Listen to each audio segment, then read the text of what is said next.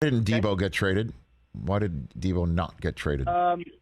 Because the 49ers didn't want to, and because they didn't get an offer that forced them to.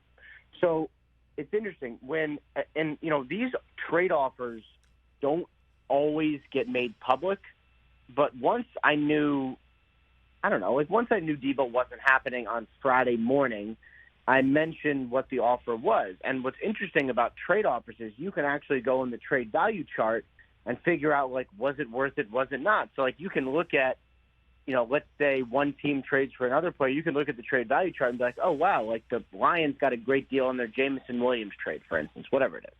And I looked up the Jets offer, which was it was a 1 and 111 for 61, I believe. And it's not quite the 13th overall pick, so they just didn't view it as a good enough offer.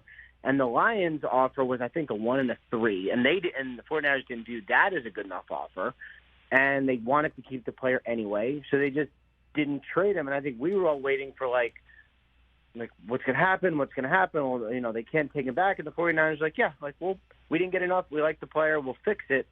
But now it's going to get interesting just as far as how they actually fix it. What needs fixing based on your information?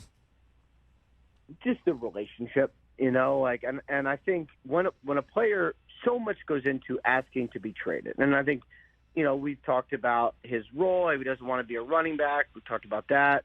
I'd say there was some other issues below the surface that, Deebo feels some sort of way about.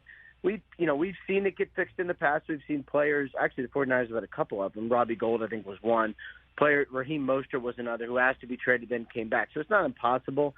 And Lynch and Shanahan are very charismatic, so perhaps they could do it, but they got to bring Deebo back into the fold. And, they've been willing to do a contract.